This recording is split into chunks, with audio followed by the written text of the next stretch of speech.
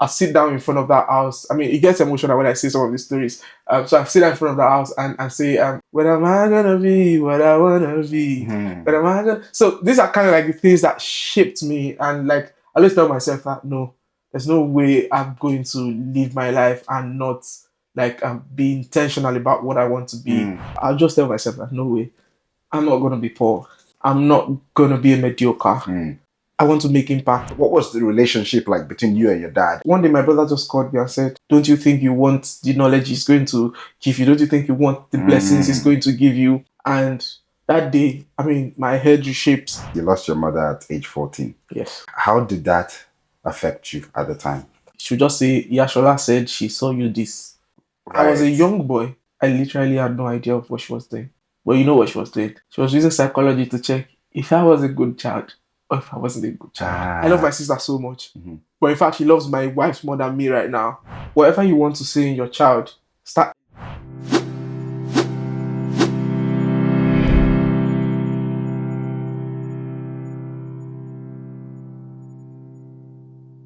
So today I am joined by Ifeoluwa.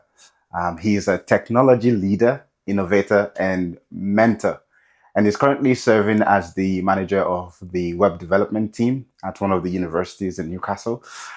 His journey from Lagos to Nigeria, where he self-taught himself coding. I mean, I know how much it takes that because I tried to do it, it didn't work.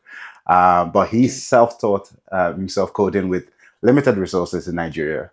And he worked for leading tech firms. He is an entrepreneur. And it's all a testament to, I guess, his resilience and determination. He's also humble. Beyond his career, he is a husband and a father, passionate about balancing family with innovation and mentorship. So in this conversation, we will explore his upbringing and how that has shaped his path to becoming a tech juggernaut. I'm going to use that term a lot. Right. And how he navigates leadership and family life. So, Ife, welcome. Thank you. Thank you for having me on your show. And thank you to everyone who's watching as well. Again, I'm not joking on that because I mean the knowledge world is so vast and wide. So I don't think myself, for example, would say, "Oh, I consider myself like a juggernaut just yet." No. I mean, okay. Let's just use the term isolated juggernaut, right? Yeah. And not say tech juggernaut. Yeah. Because we know tech is vast. Yeah. And let's say juggernaut in the sense that you do almost a little bit of everything. Right, and I can start to list them. Yeah, I think if you ask me why I do a little bit, I like the word using, like you have qualified it with the adjective, a little bit of everything. Because there's this very saying that I work with really, which says know something about everything and know everything about something. Means that I built my life around where I like to fill in the gaps. That's just who I've been. I mean, growing up, I just like to fill in the gaps. I do not like lapses. I do not like to see, oh, this is not moving. So whatever it takes for me to know how to make that thing move, I try to do it. Which is why today I probably know just little things. I mean, should we start to list it? Let's not list.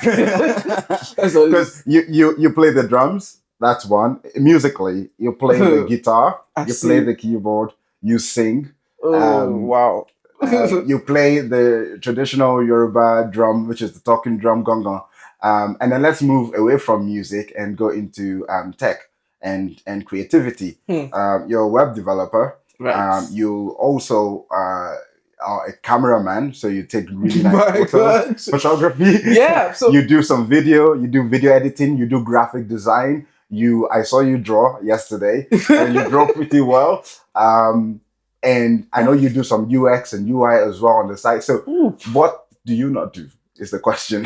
What do I not do? Well, I think there's some things that I'll tell myself that, oh, I don't know how to do yet. But all of those things you have mentioned, it's not like I just woke up one day. I used to tell everyone who knows me or people who probably knows me with this, some of these things you've said, oh, if you do almost everything. And I'm like, no, it's not like I woke up one day and started to do everything. Yeah.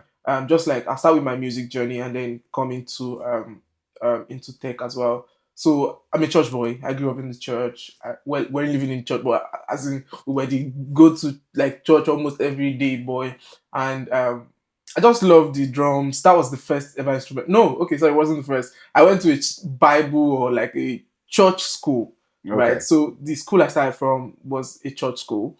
So we had a woman who was kind of like musically inclined, so she taught everyone how to play the recorder. So the recorder was the The first thing I recorder. played. Yeah. Yeah. So after playing the recorder, of course, the drum was almost what everyone as of then wanted to play. So I tried to play the drum, and then I started playing the drum for a long time. I Mm. think that was really like my growing up was just the drums. And then I felt like, oh, okay, maybe I could touch a bit of keyboard, maybe I could touch a bit of it. Then somebody left our church because he left our church and and the talking drum was just like Falu. I already had a friend who was more like a brother to me, and he already plays the drums as well. So we just felt like, okay, you know what? I'll pick Mhm. up the talking drum. You play the drum, and that's how I got into talking drum. Even though, like I always tell people who know me play all those things, I'll say I'm not a professional at those things. I just know how to do them because I Mm. saw a gap, and then I wanted to fill that gap. It's not like I just pick that play anyhow. That's one thing I won't do. I'd rather take my time to learn it, and then Mm. when it gets to a stage where I want to say it's not my thing, like it's not what I do, I'll let you know that this is not what I do professionally. You get, and then the same thing with tech. I just loved computer from time, and I mean maybe as we go in the conversation, you probably know how I got into computing, or like because I was on the conversation sometime, and I was just remembering how I actually got into it because my dad enrolled my two sisters in a computer school. I was the last one, so Okay. my dad enrolled my two sisters into computer school, and two of them were supposed to go to the computer school. You get, but ladies there. So they went. They will take me as the last born when they have whatever, and I'll just go. I just see. So there's this word. If you know word art on Microsoft, Yeah. Oh so God. that really caught my attention. Oh, so I could make this graphic. So if you open my Facebook account Yeah. as of 2011, 2010, is filled with word art. Filled with word art because I wrote my name in different Oh ways my using God. word art. So that's how I got into computer and then graphics design. So maybe you want me to keep saying all my story now? No, for sure. I mean, okay, let's reel it back then. Yeah. Should we start from your upbringing, the family you grew up in, Woo. and how that has shaped? I think you said eight siblings, or so, you were eight in total, something like Right. that. So it's a good story. Not so rosy. In fact, not rosy at all. Not even about not so rosy. And Mhm. those are some of the things that shaped me to who I am today, especially looking at someone, seeing my father, seeing my mother. So I grew up in a family of eight, means we had, my parents had six children, and two of them as well makes us eight. And I mean, the story is very wonderful because my name is Ifeoluwa. Many people don't. So when you ask me what's my name and I say Ifeoluwa, and people say, "Oh, love," I say no, my name is not love. Nah. So my name is God's will. So God's will, because you can already Yeah. imagine a family of seven already, and then one way or the other, I just had to So come. you're the last one. Yeah, so I'm the last one, and without them planning for it, maybe like just like Pastor, we joke each other, when Mm. you're not planning, you just have that child. Do you Yeah, get? yeah. So I just came. Do you get? And I mean, the difference between myself and the person I follow, like my immediate elder sister, is about 7 years. Oh wow. So Yeah. they They weren't were like not looking planning. to give back again. So, but I mean, I just had to come, and thank God for that. So, I grew up in Lagos. We lived in a place where it But was just before we go to the growing up in Lagos, what was it like growing up in a house full of eight children? uh I think How it did was mom it and was dad even it was manage it that? was it was it was it was the next thing I was going to say, because it was really well. My siblings will still tell me that I enjoyed, even though it was still a one room apartment. They will say I Wait, enjoyed. what? I can tell you, One room apartment, yes. eight So children, my and two parents, parents. yeah, no, six children, two Six parents. Yeah, people. that's Yes, eight yeah, of eight us. people. Okay. So and I mean the story is very wide because we're living where our cousins own the house next to us. Right. Do you Okay. understand? Our cousins owns the house next to us. My father was a tenant in the house before that house, and just adjacent it, my father's brother has another house. Okay. So there were three of them, like three brothers, let me say, and then my father's the only one without a house. Do you get? So imagine us growing in that region, and I sit down in front of that house. I mean, it gets emotional when I say some of these stories. So I sit down in front of the house and say, whether it was Asha or somebody that sang the song, And I'll say to myself every time, I'll say, when am I gonna be what I wanna be? When am I gonna? So these are kind of like the things that shaped me. And like, I always tell myself that no, there's no way I'm going to live my life and not like be intentional about what I want to be. Yeah. So growing up in that family was not so good, but I thank God for it because it also shaped me and helped me. Because I mean, some of those my siblings are people who have put stuff together now to probably get me to where I am, help me through school and stuff like that. So thanks and kudos to them wherever they are. Yeah, I mean, would you say, because you said that growing up in that home, Yeah. not necessarily that it was so bad, but the circumstances Yeah. So that happened. So my question is, did you feel like you saw something and you said, I don't want that? yeah, And then that triggered this belief my and this first, drive. like I said, I would always sing in front of that gate. I'll just tell myself that no way, I'm not gonna be poor. I'm not gonna be a mediocre, and I want to make impact. So I always say I'll leave indelible marks everywhere I get to. I want to make impact. I don't just want to be somebody who walks across a place. And I mean, well, maybe because I'm saying it to you that you feel it or you know that that's true. But I'm somebody that I told myself I would never get anywhere and you would not know that I'm here. Even if I won't say it with my mouth that Ife is here. No, you just have to know that Ife is here. And if Ife is not there, you know that Ife is not there. Do you get? That's Those are the things that I came up with then and said, this is what I'm going to do, and this is how I'm going to do it. And you probably know about the story as we go more because I've had dreams of like I was going to become a medical doctor. Okay. And that was because my mom was working in an hospital, but she was not a nurse, she was just a clerk. Do you Okay. get? And I know what she goes through being like within the hospital environment. And I told myself I was going to be a doctor. So the doctor then, because he was very close to my mom, the wife and the husband very close to my mom. So whenever they were in the UK as of then, so whenever the wife comes from the UK, I mean, bring stuff for myself, and my mom would just pack some books from the doctor, whatever books it was. Maybe I was just barely maybe some 9, 8 year old, but they would shall bring all the books to me. Some of them image or stuff like that. And I'll just keep looking at it, thinking that one day I'll become a doctor. But here I am. Not a doctor. Not a doctor. Well, I mean, God has a plan for us, and that's one thing I always tell everyone that I'm not somebody who believes in choices. Yes, Interested. I don't believe in choices. So what do you believe in? I believe God has a plan. Jeremiah 29:11. Yeah, you have work to do. I have work to do, right? But I don't believe that the choice you make actually make you.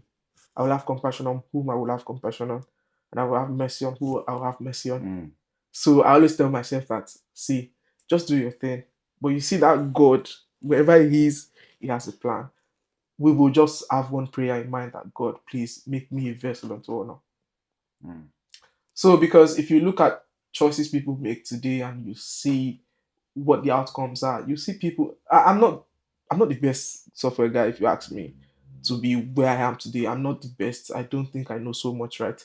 But there are some people who have been diligent about it, but still you see where they are and you be like, oh, why still this person in that position? So most times I just look at it, I'll just say, no, it's not about choices. So coming back to my medical or trying to become a doctor story.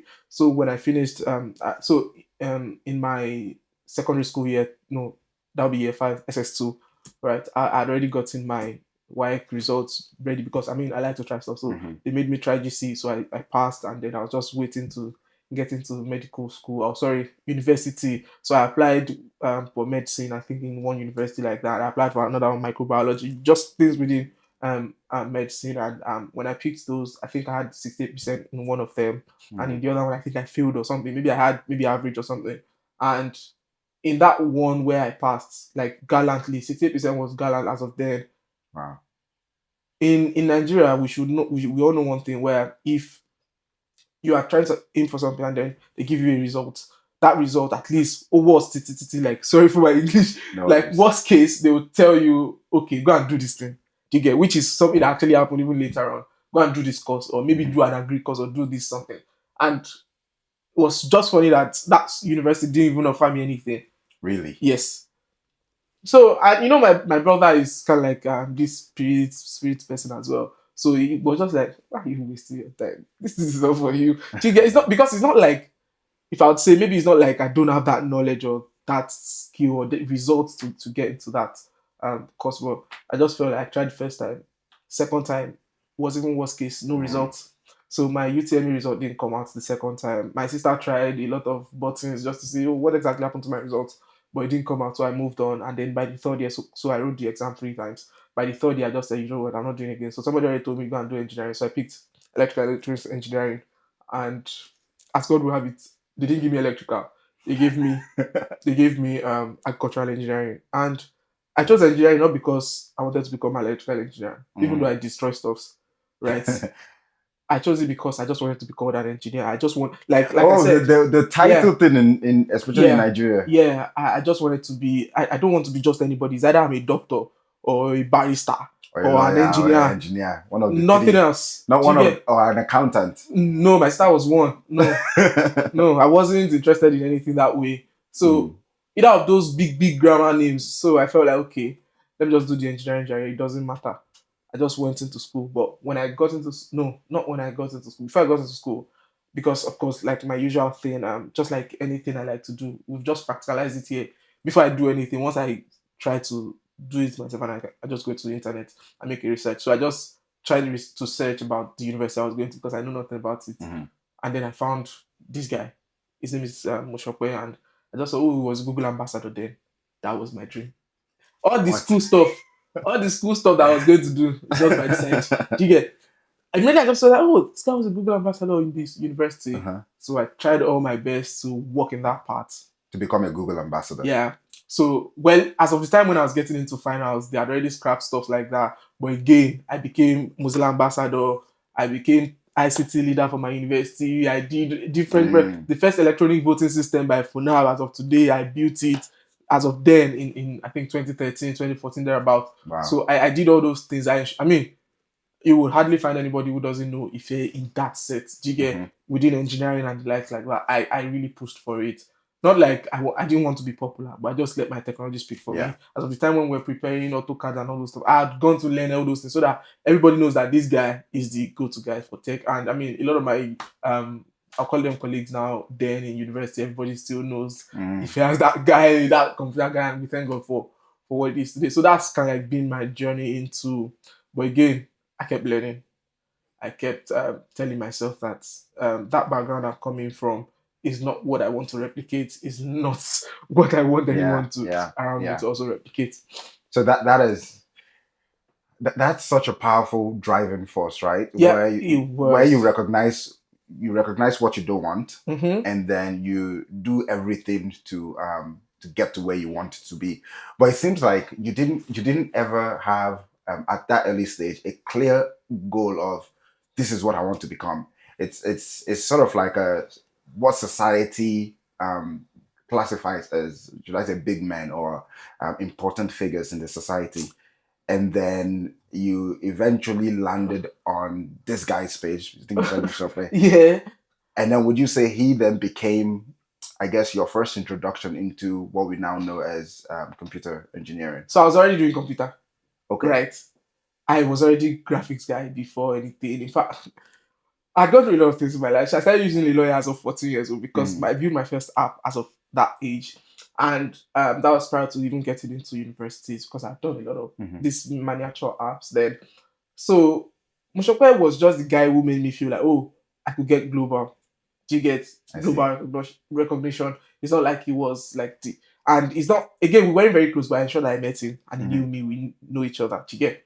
So, but in terms of having the clear goal of what I wanted to become, the only reason why I chose medicine as of then was because my mom was working in an hospital, and maybe still in Hmm. future I wanted to say, oh, I'll be a doctor and I'll build an hospital for my mommy. You know that kind of Yeah, like yeah, yeah. childhood No, dream. of I course. just I just had that, and maybe not the big men or like that. You know that society thing where, oh, these are the respected people. Yeah, I agree. But again, it wasn't more about the society. It was just about me looking at these are possibilities. There were times when I'd even gone to sit down with someone and say, because the man is kind of like a very respected person in my church back then, and I mean, thanks to him again. He just sat me down and said, okay, you know what, if you do doctor, this is what you could do. This, if you do engineering, this is what you could do. You know, I mean, it's Hmm. good to ask questions as well. So, and then to see from the heights of the elders. So he did that for me. He Yeah. just gave me a few nuggets as to it, and then helped me to kind of like make decisions around that. So this really guided my like steps in growing up, and of course, here I am today, all thanks to God and people who Yeah. have, Let me ask about your relationship with your father, yeah, right? So we are, especially I am particular about fatherhood and men yeah, in general, yeah, empowering, um, because what I've seen in the last few years, especially in society, mm-hmm. is the masculine, what's the word? Where they're trying to do dismasculine. That's not the right word. I'm going to find the word. Right, Demasculate. That's the yeah, word. Um, the role of a man, mm-hmm. and we know that the man is a bedrock of society, just as a woman is Mm-hmm. extremely important in society. Yeah, But you hear all these things about toxic, all these things about toxic masculinity, and all these different things, and trying to ensure that we men keep the values that make society what society is today.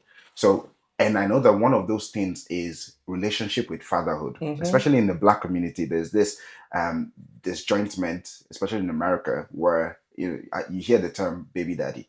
And I hate it so much. But Wow, you hear those terms, and it's because a lot of the men are not staying within the home, family. right? So that's what's causing a lot of issues.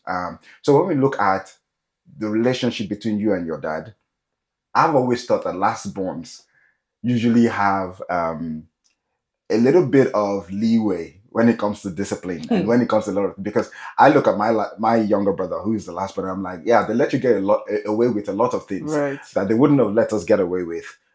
So what was the relationship like between you and your dad, and how did that sort of shape who you into who you are today? First, I'd say thank you to my brother. Mm, Yeah, because he deserves that. That me thanking him. That's because my father was. Don't forget, I'm the last born. 7 years between me and the my immediate sister. So my father was almost like maybe late 50s or late 60s when he gave birth to me. So really? my growing up, I mean, I met him. He was already whole, not old because he was still active, he was still working before Yeah. retirement. So I had that very good relationship with him. But at my adolescent stage, it was a not very good relationship. Yeah, Mm, because when I became like puberty, you know how boys or maybe children can be mm, when at 17, 18, and then like I felt like, oh, why are you questioning me? I cannot go out, I cannot do this. You get all those kind of things. And one day my brother just called me and said, he just showed me the story of I think Jacob and the son and said, "Oh, because you see your father this, do you think is that everything you think you know about him? Don't you think you want the knowledge he's going to give you? Don't you think you want the blessings he's mm, going to give you?" And that day, I mean, my head reshaped. To be honest, my head reshaped, and I'm like, okay. I began to respect him more. And in terms of having leeway, like freedom of anything as last born, it was quite the opposite for me, if I'm being honest. It was quite the opposite for me because I just feel like whilst I was growing up being the last born, my parents were never on my side. Yeah. Sometimes I thought about different things because I know that the distance is so much. I'll be like, oh, my mommy did not see me in the hospital. I just brought me home. adopt me, right? Yeah, Sometimes when you get disciplined like that, you're like, yeah. am I adopted? That's what exactly is happening here.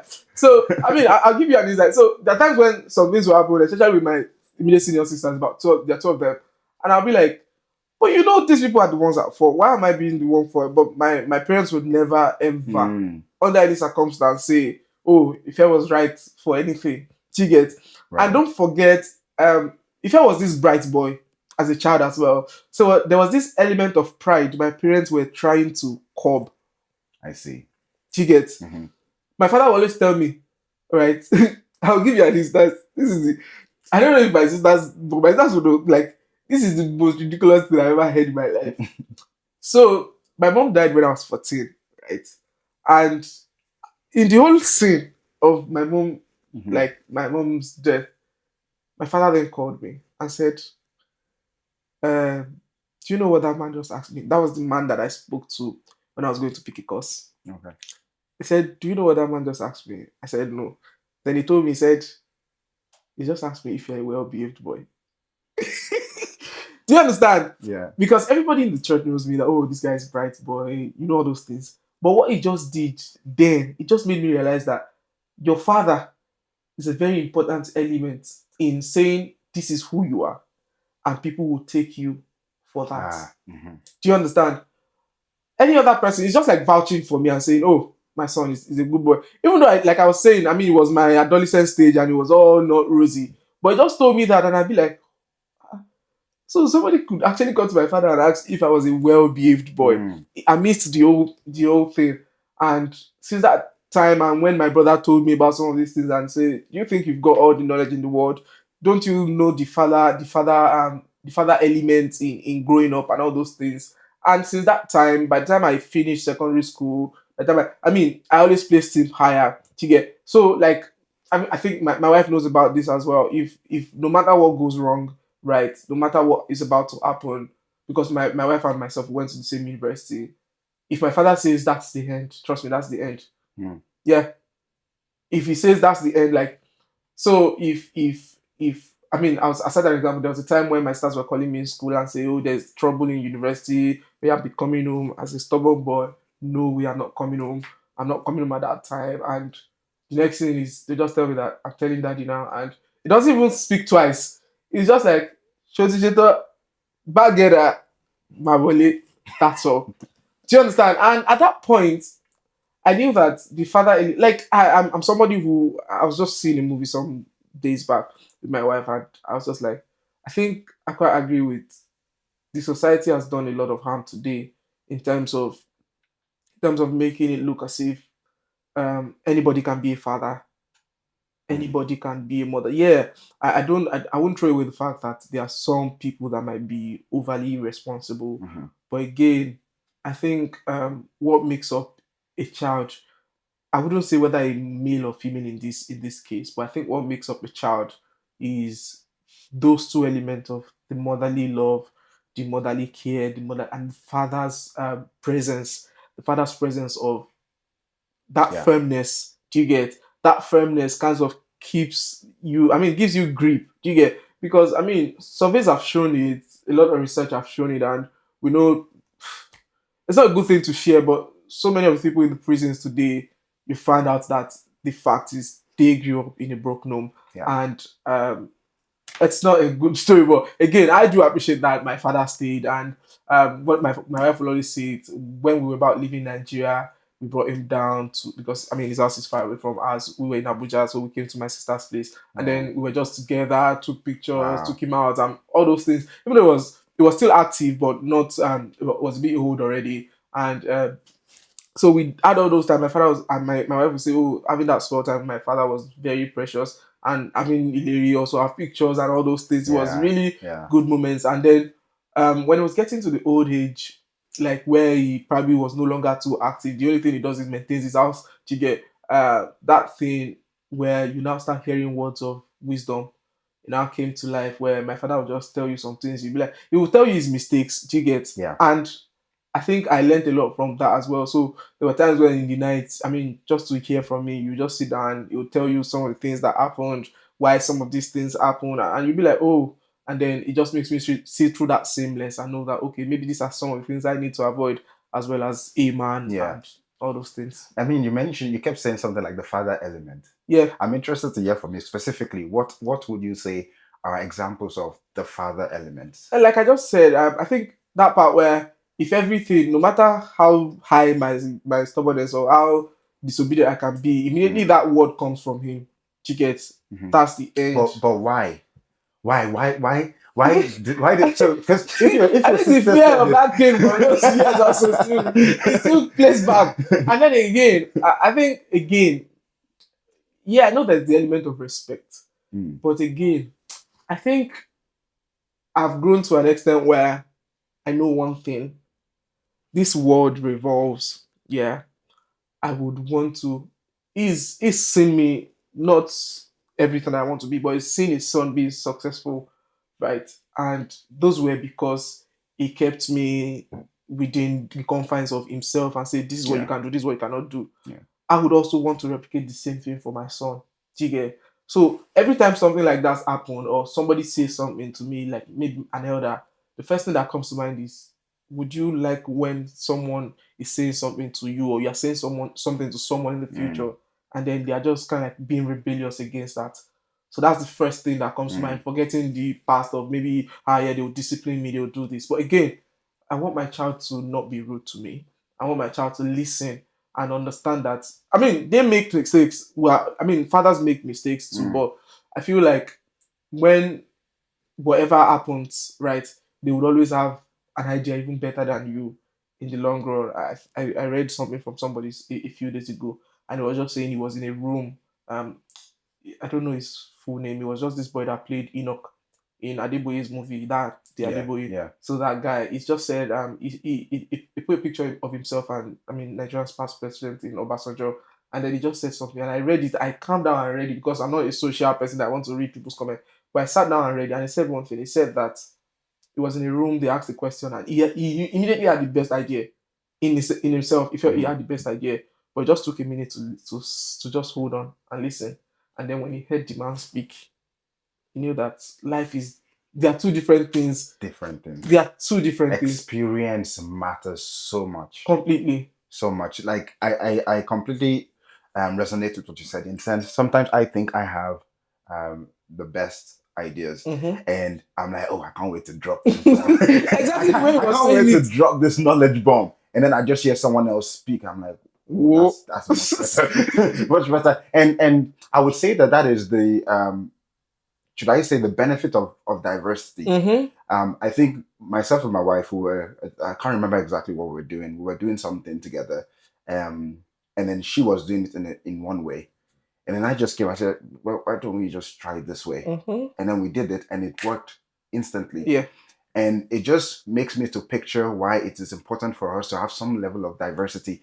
So that, because experience matters a lot in shaping and building the mind of any Yeah, individual. and that's that part of humans, we tend not to see things the same way. And if somebody is always saying things your way, it's either they are deceiving you Yeah. or you are deceiving them. One of the two. Do you get? Because one way or the other, somebody has to have an alternate view, and that's the same thing with fatherhood or parenting. Mm, Which, when that element is now missing, that child becomes just one way, and then it becomes almost irredeemable if maybe at a later stage you now want to introduce. I mm, mean, so many things have gone wrong in society, which it's not good to speak about. But again, when you look at all these things that have happened, I mean, I see people like I ask someone and I'm saying, oh, what is it that you want to do for yourself? And you are looking at that person, and the person is like, I don't even know yet. Somebody who has come of age, who should probably have an idea of what they want to do. And these are things you probably like. For me, you asked earlier, what have I seen within my society, or maybe I'm growing up in that mm, family that I mm. didn't want for myself. You don't even know what your father shouldn't be doing. Yeah. Tige. You don't know what he should be doing. You don't know what he shouldn't be doing. Likewise, I mean, not to castigate anyone, likewise for the mothers as well. Some people have just fathers to themselves, and then the mother is maybe late. Maybe. So sometimes you don't even know what your mother should be doing, what your mother shouldn't be doing. Mm, And then at the point where you're growing, coming into, maybe I'm fast forwarding now, but coming into your own home, right, it then becomes a problem because you don't even understand what the two parties are supposed to be doing. yeah. An education or a church, how do I put it, a church guardian counseling, whatever, cannot do that in Cannot one or do it. two No. weeks. Do you No. get? It takes you having the element of the father, the mother present in your growth before you're able to manage your and some of those things you probably do not see them at once. They come as time goes on. You see, Mm, oh, maybe like you said, I mean, you were trying to fix something, she was trying to fix it the other way. You came in and then you saw that, oh, maybe you could, and that's because maybe you had seen it before, or you probably have a better idea of that thing. yeah. And that's exactly the same way it should be. But if that thing is missing, if you never had that prior experience, you just join in and then so So let's talk about, you personally mentioned that you lost your mother at age 14. yes. What, how did that affect you at the time? Uh that affected me a lot because I love my mom. We all love our mom Mm, so much, and one joke we used to say is, "Oh, if we were to choose them, we'd have chosen our mom." You get that kind of thing. And for me personally, it was because a lot of people. would see me as, oh, this boy is this, is that, is this. But one thing my mom would always do is, as much as there was this discipline element, she was just always present. So even if I had PTA meeting, if I have this, if I have that, she was always there. And I'll make a joke now, not a joke, anyways, an incident that is very funny. So today that when you say, "I come and play football," I say, "I don't play football." When you say, "Do this," I probably say, "No, I don't go out. I don't." That's because my mom put this fear in me. Yes. So my mom's hospital was just a few. Well, it's not even up to a mile. Just some kilometer. I mean, not kilometers. A very short distance from Yeah. from my secondary school. So and then there's this woman she knew in the school, and every time, one thing my mom would always do is not every time, like not every day, but randomly, she'll just say, Yashola said she saw you this. I was a Right. young boy. I literally had no idea of what she was doing. But you know what she was doing? She was using psychology to check if I was a good child or if I wasn't a good child. Ah. So she would keep saying, Yashola said you do. So I think I was just growing up and I realized that, wait, which Yashola is seeing me, go, go, go, go, because nothing is happening. You get? And then I realized that she was just doing that just to keep me in check. That and all of those elements, somebody God just That took it as yeah, she's constantly looking at yeah, you. and then somebody just went like she's just nowhere to be found again. I mean, those things. I felt like, oh, sometimes I'll just sit down and think like maybe my mommy traveled to the east. Maybe one day she'll be back. As a child, Mm. I'm serious. So I just maybe she will be back. Oh, maybe she will be back someday. Maybe she will, until the reality dawned on me, and that was it. So it really affected me. And some of the other things that I could explain is when when she died. I was very young. She did a lot of things for me, but one thing she would always do is I don't resume late to school. I go to school early. I don't think I miss days in school. And as I'm resuming, I'm getting all my textbooks. So I was just starting senior secondary school then where you go to science or art class. So by that morning, so she fell somewhere, and by that morning when I was going to school, I already had all the books for senior secondary school. Do you get? And that's because my mom had already bought them. However, they were buying them, I don't know, but she had already Mm. bought them for me. And I had all those things. So every time I remember that, especially when I even graduated from the university, I just remember that, oh, somebody actually prepared this journey for me because before she left, she had gotten me all those. And in Nigeria back then, I don't know how it is now. The textbooks we have then is the same one you use from beginning of your secondary school year till the To the end. end, right? So she had gotten everything for me. It was just for me to go into school and prosper, which really helped me. And the funny part of it was, as at that time I was 14 and I didn't start washing my own clothes myself. Quite funny, yeah, because she used to do my laundries and stuff like that. So my sister did took take it up anyways. My sister took it up and it was The it laundry. was yeah. Okay. So it was one of the things that I missed, and thank God I'm here. But I mean, it was not a so good experience for me. Mm. And up till today, I still feel that element of, oh, I miss my mom. But again, thank God for my siblings who stood up and took And over some of these and would things. you say your sister filled that gap? Because Oh, I know that there's the advice that I got from a mental health doctor. He was saying that it is very important in a home that if any of the parent is missing, that there is a that figure. So if the father is missing, there should be a father figure. It could be whoever, yeah, because the child, like you've also rightly said, needs the two both, elements. Yeah. needs the both.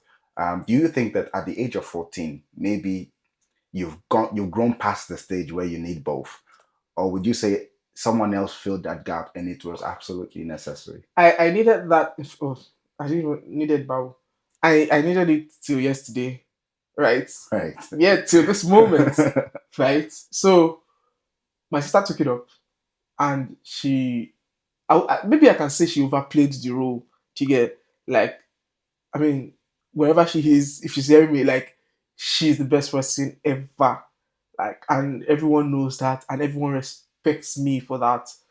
I don't think any of my siblings put her on their head like myself, because I know what she had gone through to my life, or to my life becoming what it is right now. Mm. She was the eldest, and she just took all of us. Imagine, I told you eight of us, and one person is gone, which is my mom. So she took the remaining five, which are our siblings. She just took us as if she was the one who gave birth to us, delayed many things for ourselves, didn't do our ICANN, didn't do our this, so that some of us could get into school, some of us could go through school and all those things. And she did everything excellently, like even up until as I speak, like that mother figure never looked like, yeah, I know I didn't get to see my mom again, but again, that figure was present Yeah. up until like this moment. Yeah.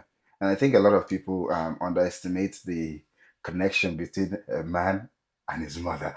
Oh, You see a lot of this social media thing that which would you pick, your wife or your mother? And I have a different opinion on that. I don't even But have any opinion because I don't like getting into arguments. yeah, but so I just wanted to share that like mothers are amazing. Yeah. um, I think back to my mother and all that she did for not just me but my siblings and not Mm-hmm. just us, people outside of the immediate family. I think And it's good to chip in that what she did for us as well. So yeah. so like I'll just give you an instance. I mean, it's good to have met her. She's amazing. I still spoke to her this morning or chatted her this Oh, morning, okay. and I every time myself and my wife we just remember that she told us one thing. So when we got into UK, we met Stabiola, an amazing woman herself, Hmm. and she said, "Okay, I was just going to take it to mom," and she took us to mommy, and within 2 3 seconds, she said, "Oh, how you doing?" No, no, no, no. She's always saying my wife looks like a sister or somebody. Like she keeps saying every time she see her. Yeah. So she said it that day, and she just said, "Okay, how are you guys doing?" She just dipped her hand into her purse. We just came to say hello. You get? Yeah. She Yeah. quickly just dipped her hand into her purse. What do you want to do? And she then made one statement, and she said, "If I made it in this land, you will make it." Yeah. I mean, that word, if you ask my wife now, what does we used to say to ourselves, because if someone like that looked at you and said, "Oh, if I made it in this land, you will make it," Yeah. it just, That's mom for you. She so I even talking about it right now. It's I because mean, I look at the sacrifices that she's done, mhm, and I'm trying to make people understand why men always have that special connection with their mother, and if not their mother, with their sister. There's mhm, that protectiveness when it comes to your yeah. sister. Like I look at my sister and I look at my brothers. I'm like, someone can slap my brothers, I will probably just look the other way. But but you come to my sister in a wrong way, I Yeah. will be riled up. Mhm, There's that special connection, and people often say that, oh, I'm closest to my sister mhm, than to my brothers, mhm, but there's always that huge connection. Now I wonder if it's the same way the other way around, mhm. where a father to the male father to the To the daughter kind of daughter. thing.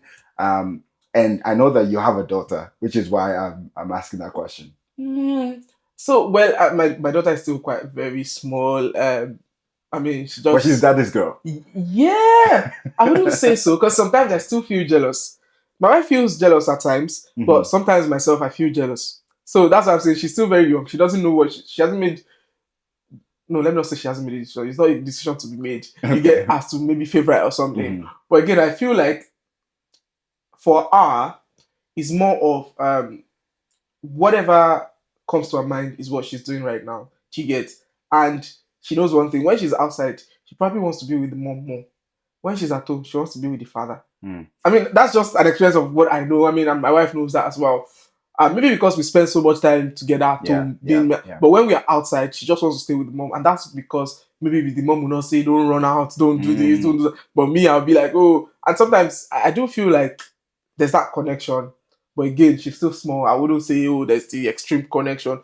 But in terms of my, if I'll take experience, my sister and my father, yes, Mm. I mean, that's perfect. Yes, my sister would do anything for my father. Do you get? And that happened even before my dad died about 2 years ago, 3 years ago. She could leave her house and go to my father's house just to ensure that it's fine because my brother was also, or my brother stays also in the same house. So she would even like fight my brother and say, "What exactly is happening? Why is daddy?" You get all those kind of Yeah, things. yeah. So even more than me, I would care for my dad. I think my sister cares more. Do you get? So I do have some agreements that, yeah, I think there's also the connection with the female child and the father. And to be honest, I think it's both ways. So there's the mother connection to the father, or sorry, to the son, and then there's the father connection to the daughter. But I think where they now draw kind of like the line is where maybe in terms of advice, do you get like, oh, who do I follow or something? I think, yeah, you probably go to your mom, or as the son, you go to your father, and that's because you just want to use the experience of that role. Do you get? Not necessarily because I love my father, I want to go and listen to him. Do you get? It's just the experience of my father's role, which I'm trying to also play, or my mother's role, which the lady is also trying to play. Do you get? But when it comes to like doing anything for any person, I believe it's always up. My own submissions. No, I mean, and I'm curious to why that happens, though, and I would like to hear your thoughts. So, what is it that a son is getting from a mother, in a different sort of dynamics to what he's getting from a father? I can understand what he might be getting from a father in the sense of, I have been that role. I have been a boy. I have been a teenager. I have been a father.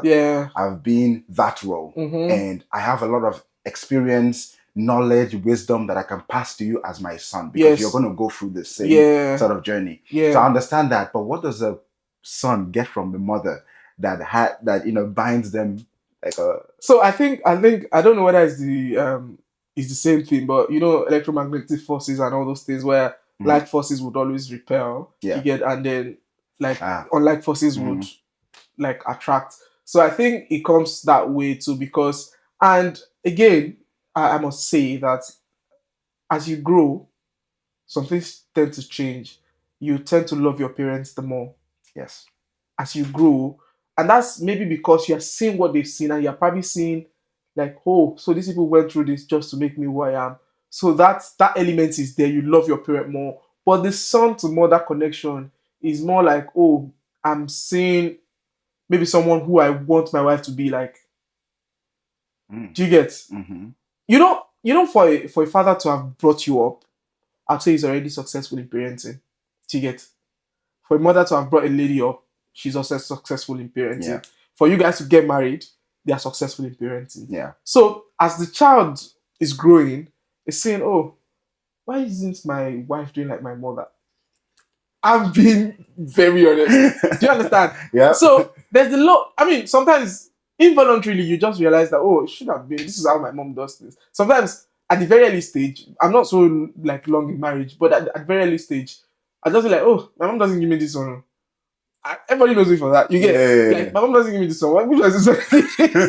Do you understand? But it's not because I don't like what she's done, but it's just because I found out that my mom loves me, so she's nurtured me this way. So I feel I should be nurtured that same way. That same way. Do you get? Right. Okay. So I always think that most times it's a function of you're seeing the person who you probably want your partner to look like.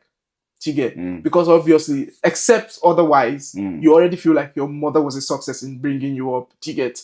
So at that point, you are getting closer and closer, and God bless you with people like good families. You get where, in fact, they take over your wife from you, and that brings me to like my case where I love my sister so much, but in fact, she loves my wife more than me right now.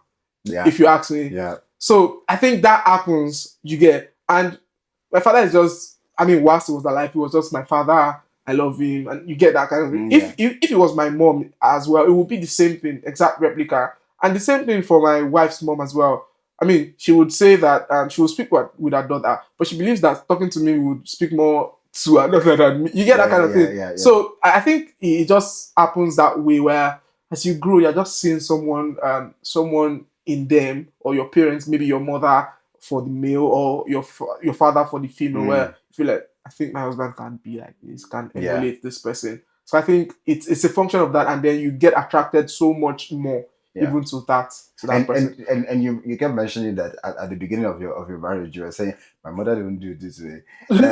I'm wondering what was her reaction when she heard that. Well, I think we're not new to each other. We know each other so much, right? So I think she's quite understanding in a way, but sometimes it does. Let me give you an example. So if she's watching this, I'm just saying it for this. So an example is I'm somebody like I don't like trying things, Mm. and especially with food. And maybe like my wife likes cooking, likes all these culinary Yeah. stuffs. And this thing is something I've always said even before going married. Me, I don't like home economics practical. I just want my food. That's why my wife tries and just As eat. you. Do you get? I don't Yeah. want anything. But she likes, I mean, she just wants to try new things, tries to do this. And I'll say, my mom doesn't give me all this kind of food. There's no way I can eat it. And yeah, maybe I've got some other things as well, which is like for me, I get nauseated easily. Like if I eat Right. something I don't like, it might just begin to react strangely in me, and then I'll start puking. So I tried to kind of like preach it that way. Do you get? So some of those things I was like, "Ah," but it led to some argument as to, I mean, just give it a try. But again, I feel like no, I'm not going to try it because I'm just like that. Like I'm a laser focused person. If I say no, I'm just no. Do you get? And those kind of thing, I feel like, well, it's not too bad to express yourself and say, you know what, this is not what I want. This is not how I want it. And oftentimes it has always been me that way. And she just has to understand that that's how I'm wired, even though she wants to try a thing. And Yeah. I don't even argue, but right now it does look like she's now battling two people because my daughter is exactly the same replica of me. She never tries anything. Yeah. But like, how do you then reconcile? Um, so because you came from a different background, she came from a different I background. think that's everybody's. That's everybody, Yeah, right? We all come from different background, and then there needs to come to a point where you meet in the middle, right? yeah. How has it been, I guess, raising your daughter since she was born? You know, were your background similar? First of all, My wife or my daughter, your wife. our backgrounds were not similar. Mm. Yeah, well, it wasn't similar. And How? raising our How? daughter, yeah. So my wife is from a family where, I mean, quite perfect on their own, right?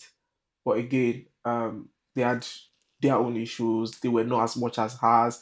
Younger generation, do you get? Mm. So my wife is, I think, the third born. Do you get? Yeah. They were much younger. So if my wife's mom is more like my own, not my sister though, because she's older than my sister, do you get? But like he would probably have fallen between maybe my mom's junior sister or stuff like that. Okay. Because the reality is my wife's family and my family knew each other even before we were born. Right. Yeah, so my wife's mom, right, would be maybe choir when my mom was still in the church and all those things. Okay. So Okay. my mom and my wife's mom, like my wife's grandmother, Right. do you get? So my wife's grandmother used to be in the same church. Do you get? Right. My wife's grandmother is a bit like elderly to my mom though, but almost the same set. You get, but they were all in the same church. So different backgrounds. My wife's family is quite modern day family. Mm-hmm. My own family is quite, you Older get, day, yeah. right. So then in coming together now to like nurture our own child is more like we've learned a few things, and that's because yeah, for me now, I'll say that I've trained so many children. That's because all my siblings are giving birth even before I start thinking of marriage. Do you get? Yeah. Yeah. So they are giving birth before I start thinking of marriage, and that way it was easy for me to know some of these things, at least a bit. But thank God for my sister; she was also very much available then when we were going to give birth to her, and then my wife's mom as well. They were both available, so it was easy to just quickly do some of these things. But I mean, like a first timer that we were, a few things were not always clear. Do you get? And thank God for our daughter as well. She's not this troublesome, no health issues, no this, no that. So it was quite straightforward. Even migrating into this place because she was just a bit about 7 months when we got here. So it was easy for us. But just that, like some ideologies before we pass it on. So my wife likes to teach my son Yoruba now. Do you get? And then we're just, I'm just going to make a joke. Your son. Sorry, my daughter. I was gonna say, is there one on the way? Sorry. No. Congratulations. No. So my wife is just going to like she's just trying to like teach how Yoruba.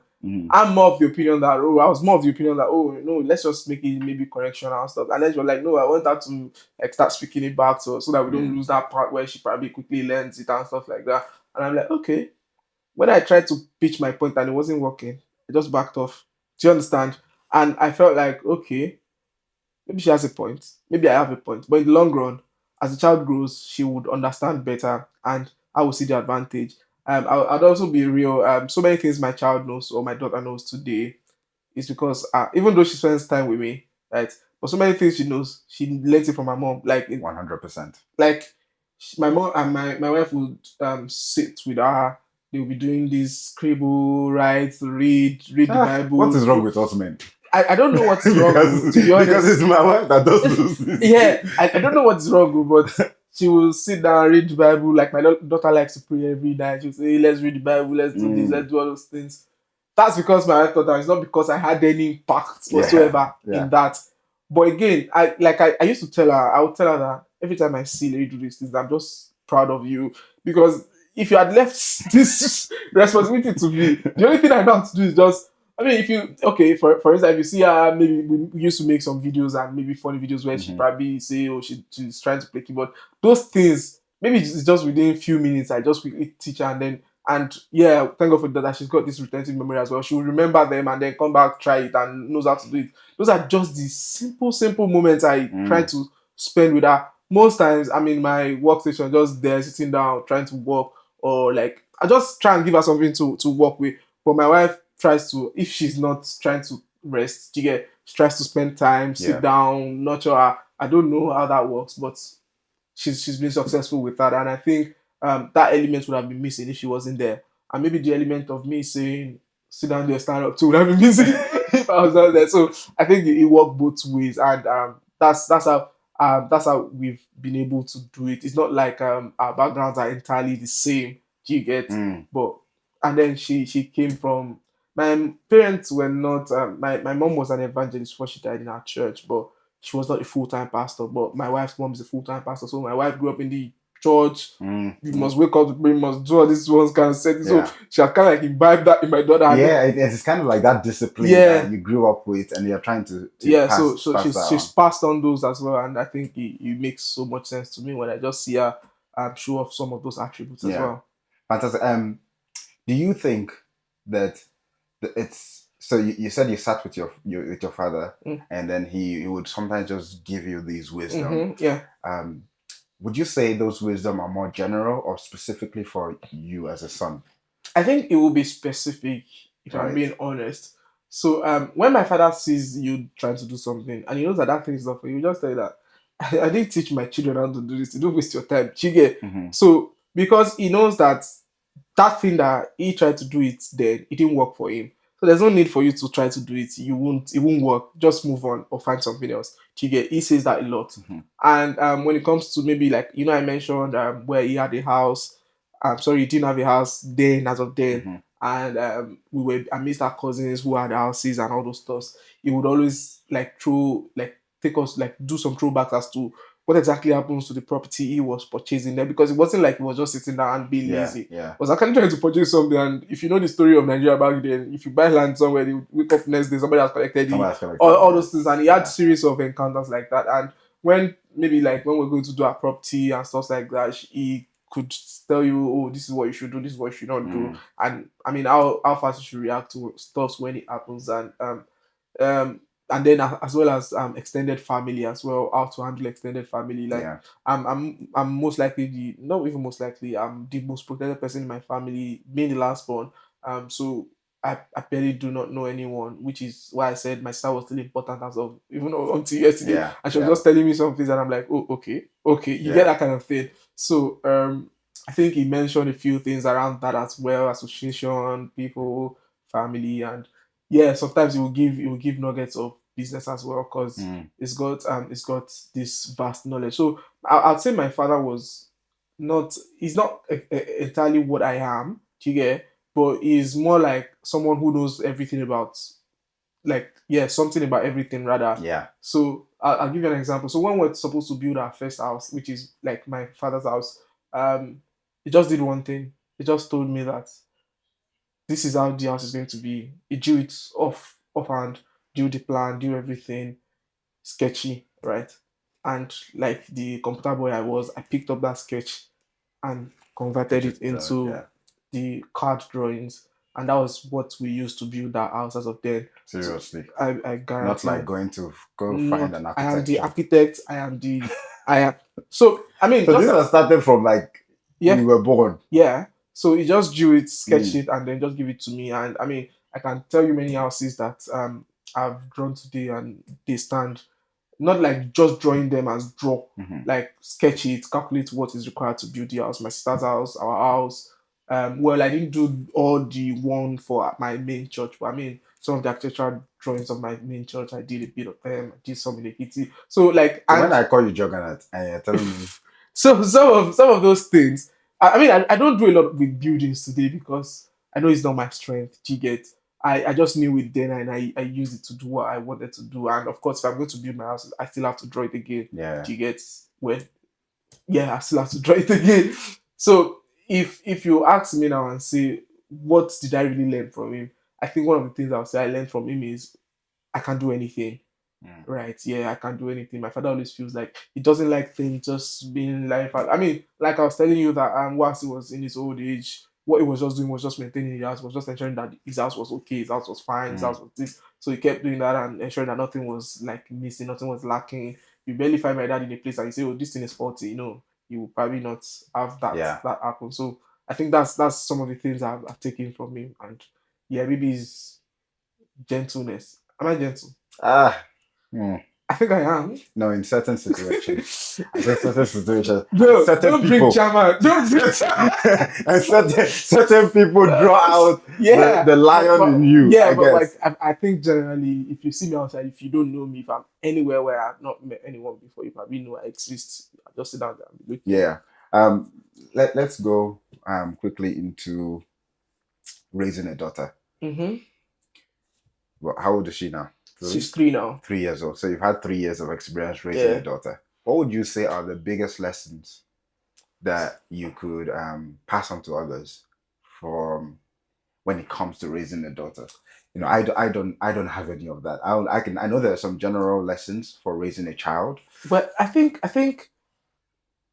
I wouldn't say that I don't have any. But one thing I've realized is start early. Mm.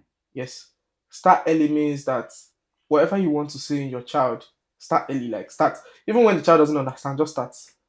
Right? Just start that thing. Because if you ask me, some of the things she can recite today, like okay, I'll give you an instance. The Doremi Fasolati though, it's not like she did it in school. She doesn't even have a movie that she could watch all those things. But I felt like maybe she would learn it, and then Mm. I just tried. Oh yeah, this is Do, this is Ray, this is me on the keyboard. She just as at then she wasn't even three yet, so I just showed her how to get. And one day we were just trying, and then I realized that if I say touch Ray, she knows what Ray is. Touch Wow. me, she knows what you get, that kind of thing. Yeah. And I made that video. We tried and tried and tried just to be sure that it was not just some gimmick or charity. Yeah. And she Yeah. kept touching the right thing, and I'm like, oh, they were done. So I just know that if you start early, you never can tell what these children can become. So I feel like try early. Oh, sorry, start early. Mhm. Whatever you want to see in the child, whatever you want them to look like, to become. Yeah, well, the part of becoming might not necessarily be like, oh, you want him or you want your child to be a doctor. You just go and buy doctor's kit. No, Yeah. no, that's not what I'm saying. So I'm saying like whatever you want to see, you want them to be brilliant, you want them to be this. Yeah, I know there's the knowledge given by God as well, but again, sometimes I've also realized that engaging with these children builds their intellect, build their For intelligence, sure. and For all these sure. things. So if you start doing those things early, like for me now, there are a lot of things that not even at that age, at 10 years old, I probably would not know, Mm. right? And she now knows them. So like because we're Nigerian people now, or Nigerian born and bred, we probably do not go out, see museums, see stuff like that. I brought my daughter into or we took her into like my office museum, and she could mention almost everything there. And even me and her mom were just like, oh, okay, you know this one. Do you get? Well, some she saw in or on the TV, Yeah. some she saw at the school or preschool. But again, I think that if you start early, not considering the cost, yeah, I would also say that because it wasn't easy for us when we got here as migrants, and we needed to put her in school. Not essentially because we wanted to work, no, that was not the goal. So the goal when we got here and said we're going to put her in school, and we were paying for it until she was three, was because I don't want my daughter to like feel lost when she's amidst people. That was the first goal. Mm. So we felt like no, she shouldn't be amidst people of our age group, and she can't speak, she can't relate, Yeah. she doesn't understand what they're saying, she doesn't know what they're doing. Do you Mm. get? So what we did was like, okay, you want us to pay, or like we have to pay for it? Yes, we'll pay for it. Even out of our sweat, we're paying for that school. So she started preschool, and we were paying for it until the time she became 3, and then they came and said, okay, they can offer us the free one. You get that kind of thing. Mm. So be intentional, start early, because we started at, I think she was, yeah, 8 months then, and then we started doing the preschool thing, and up until now. So even we now, we see the Benefits. benefits of Yeah. everything, because my daughter will pick up an iPad. I don't even know what an iPad could do at 10. She can operate it, at least navigate what she wants to do. She can tell Yeah. us this. I mean, sometimes I'm a mobile engineer as well, so I build apps. I know how intuition works, as to you expect this user, like a user journey. So I'd use my daughter to do a case study at some point to see how users behave. Mm. And I'm wondering how a 3-year-old knows that X means close. Yep. Do you get? Yeah. Knows the play button by icons, know the more button by the 3 hamburger dots. And I'm like, what is happening? Like, she's just 3. I mean, 3 Yeah. and some months. Yeah. So I looked at it, I said, okay. So meaning that if I design apps and then my daughter can use it as of now, it means that somebody else somewhere should be able to use it for sure. use it. But again, trust me, she can't know that if we never started giving her early. I'm not against the people that say don't give your child an iPad, don't do this, don't do that. I don't have anything to say to anybody about that. But the reality is, whatever you want to see in your child, start early. Start early. Well, Yeah. fantastic and amazing wisdom. Yeah. Thank you so much for joining. Thank you. It was amazing to hear about your life story. And I hope we have more of this Yeah, in the sure. future. Yeah, I look forward to having more of this conversation. Yeah. I mean, I've told somebody, like, I want to be having this conversation in places like Santorini, not Greece. No, it's the reality. It's just my own dream. I mean, does this not look like Santorini? No. This looks beautiful. This is a perfect setup. This is a perfect setup. But I mean, I just think that at some point in my life, I just want to be on the Christiana yacht and just be talking with people and saying, yeah, that sounds amazing. Yeah. So Sounds this is what we've done. This is how to forge ahead. Because Yeah. if you really look at it, I'm somebody who never ever would agree with mediocrity. This is better than my setup. This is better than what I've done. But again, I feel like there's still more somewhere, and then we can get to it. So Yeah. even in our families, in whatever we do, I still always feel like there is more somewhere we can attain, and trust me, we'll get there. Yeah. And I hope everyone takes that. There is always more to be attained. Thank you so much. Thank you, Good to sir. have you. Good to have you on the. Sorry, it's not my show. Good that you have me here. Thank you so much.